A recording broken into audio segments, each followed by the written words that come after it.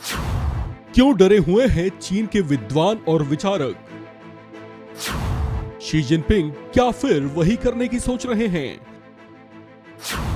जिससे चीन में मचा था मौत का तांडव? दुनिया की सबसे बड़ी आबादी वाले देश चीन से बहुत जल्द ये टैग हटने जा रहा है, क्योंकि चीन की आबादी में सन 1962 के बाद पहली बार बड़ी गिरावट आई है। चीन की आबादी घट गई है और आबादी घटने के इस क्रम में अगले कुछ महीने के भीतर ही ये जनसंख्या इतनी घट जाएगी कि ये भारत की आबादी से भी कम हो जाएगी। उसी के साथ चीन दुनिया की सबसे बड़ी जनसंख्या वाला देश नहीं रहेगा। कुछ समय पहले तक जारी रही चीन की वन चाइल्ड पॉलिसी के साथ साथ हाल में कोरोना महामारी की वजह से चीन में बड़ी संख्या में हुई मौतें चीन की जनसंख्या में गिरावट की बड़ी वजह है। चीन में सबसे पहले साल 1961 में भी जनसंख्या में बड़ी गिरावट आई थी, लेकिन जनसंख्या में उस गिरावट की वजह वो थीं जिन्हें सोचकर चीन की बुजुर्ग आबादी की रूह आज भी कांप जाती है। दरअसल 1961 से पहले के दशकों में जब चीन में माओ का शासन था, तब चीन ने उन काले दिनों का अनुभव किया था जो उसके लिए किसी डरावने सपने से कम नहीं था। दरअसल उस दौर में माओ त्से तुंग अमेरिका से होड़ करने की दौड़ में इस कदर शामिल हो गए थे कि खुद अपनी ही जनता को रौंद डाला था। वे पूंजीवादी अमेरिका को चीन के आगे बौना साबित करना चाहते थे और साथ ही ये भी चाहते थे कि दुनिया के मानचित्र पर चीन एक सोशलिस्ट पैराडाइज या समाजवादी शासन का स्वर्ग बनकर उभरे।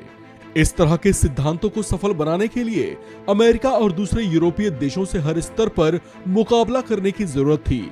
ऐसा करने के लिए माओ एक खास पॉलिसी लेकर आए जिसका नाम था द ग्रेट लीप फॉरवर्ड की पॉलिसी। उन्हें उम्मीद थी कि इससे चीन की किस्मत पलट जाएगी, लेकिन उनका ये पैंतरा उल्टा पड़ गया।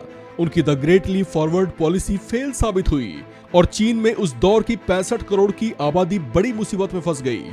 हालात ऐसे हो गए कि करीब करीब 5 करोड़ लोग अकाल की भेंट चढ़ गए और काल के गाल में समा गए। चीन लाशों की ढेर पर बैठा था और तब चीन की जनसंख्या 1961 आते आते पहली बार तेजी से घट गई थी। अब आपको बताते हैं वो बात जिससे चीन में इन दिनों बड़े विचारक और विद्वान सहमे हुए हैं। दरअसल उनके डर का कारण कोई और नहीं बल्कि चीन के राष्ट्रपति शी जिनपिंग हैं। चीन की एक बड़ी विचारक और लेखिका युआन सुंग चेन ने अपने एक बयान में कहा है कि वो अक्सर इस बात से डर जाती हैं जब शी जिनपिंग ये कहते हैं कि वो माओ के विचारों से प्रेरित हैं और उनके बेहतर राहों पर काम करना चाहते हैं।